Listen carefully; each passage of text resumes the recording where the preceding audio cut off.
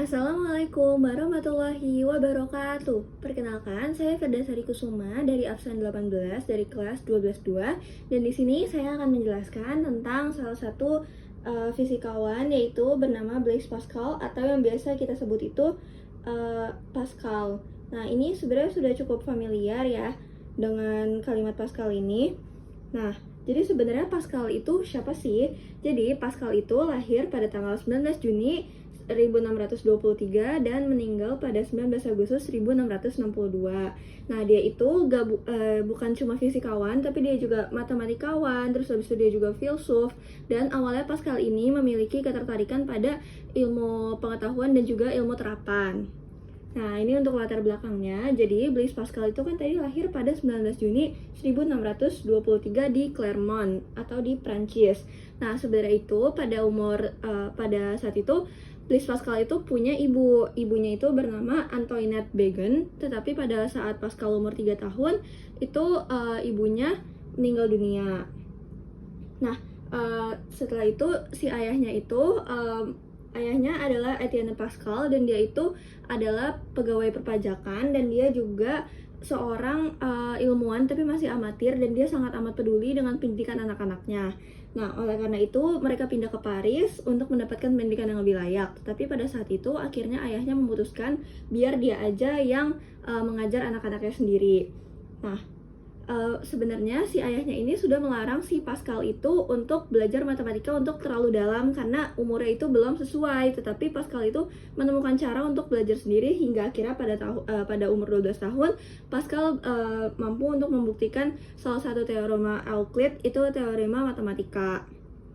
Nah, sebenarnya apa aja sih yang bikin si Pascal ini makin famous itu? Jadi yang pertama itu yang kita paling kenal adalah hukum Pascal, terus ada geometri proyeksi, ada teori probabilitas atau peluang, terus ada segitiga Pascal, ada kalkulator Pascaline sama buku Ponsey. Nah, untuk yang pertama di sini aku bakal bahas tentang hukum Pascal. Jadi hukum Pascal itu punya bunyi sendiri, yaitu tekanan yang diberikan fluida ke segala arah dalam ruang tertutup, dia akan merata ke segala arah. Nah, kenapa sih bisa kayak gitu? Jadi kalau kita punya analoginya adalah kita punya balonnya itu diisi air, kan itu berarti fluida tertutup kan, dan kita untuk meremasnya di bagian tengah. Nanti di bagian kanan dan juga di bagian kiri, itu si balonnya akan menggembung. Nah, itu makanya bisa dibilang kalau misalkan tekanannya itu merata ke segala arah. Nah, untuk rumusnya sendiri adalah tekanan sama dengan F per A. Jadi kalau kita turunin lagi, karena tekanan itu akan selalu sama, jadinya F1 per A1 sama dengan F2 per A2. Dengan keterangannya itu adalah F adalah tekanan, F itu adalah gaya, P itu adalah tekanan, dan juga A itu adalah luas penampang. Oke, untuk aplikasinya sendiri, itu ada dongkrak hidrolik, terus ada kursi di salon, sama ada rem motor atau mobil. Jadi itu sama aja kalau misalkan dongkrak hidrolik, nanti kita memberikan tekanan di sini, nanti tekanannya itu akan sama dengan tekanan yang di bagian sini nih. Oke, selanjutnya itu ada geometri proyeksi. Nah, geometri proyeksi itu gimana sih? Jadi ini adalah kalimat resminya, cuma di sini aku akan mempermudah gitu. Jadi di sekeliling lingkaran ini ada 6 titik, yaitu ada titik A, B, C, D, E, dan F. Nah, itu kalau misalkan titik-titiknya itu kita tarik secara berseberangan, kayak A kita tarik ke titik E, terus kita tarik lagi ke titik F, dan selanjutnya yang lain-lain, itu akan membentuk titik perpotongan. Nah, perpotongannya itu nanti akan ketemu di X, Y, dan Z. Nah, akhirnya Pascal itu membuktikan kalau X, Y, dan Z itu akan berada pada dalam satu garis. Kayak gitu. Nah, untuk implementasinya itu, ini sangat amat berpengaruh pada bidang awal kalkulus yang kita tahu. Terus habis itu ini juga menjadi inspirasi bagi ilmuwan-ilmuwan lain, seperti contohnya Isaac Newton. Terus habis itu ini juga digunakan pada desain grafis komputer. Nah, untuk yang ketiga itu ada kalkulator Pascaline. Nah, perlu diketahui ini adalah kalkulator pertama di dunia. Jadi dia itu yang penciptanya adalah si Pascal ini.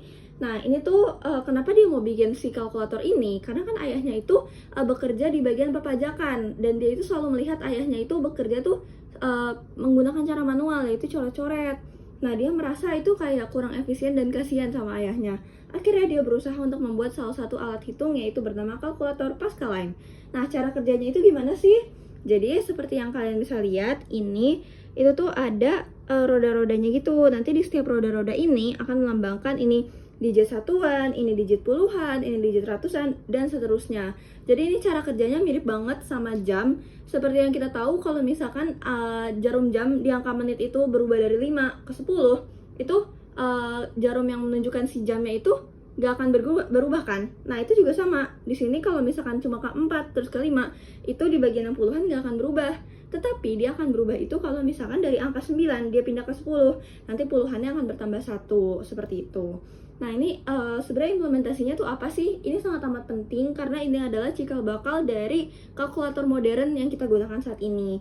Terus habis itu ini juga menjadi dasar dalam pengembangan komputer, dan juga ini alat yang penting banget pada saat perhitungan ekonomi di masa tersebut. Oke, selanjutnya itu ada segitiga Pascal. Nah, segitiga Pascal ini adalah segitiga yang isinya itu adalah bilangan-bilangan.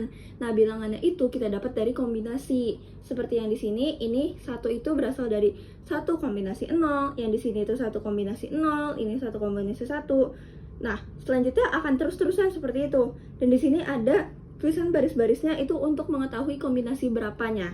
Nah, ini ada baris ke 0, 1, 2, 3, 4, dan seterusnya. Cuma, untuk cara mudahnya, ternyata kita bisa tahu dari 2 ini dijumlahkan, 2 itu hasil jumlah dari 1 ditambah 1, 3 itu hasil jumlah dari 1 ditambah 2, dan selanjutnya. Oke, ini untuk rumusnya sendiri, n kombinasi k sama dengan n faktorial per k faktorial dikali n min k difaktorialkan.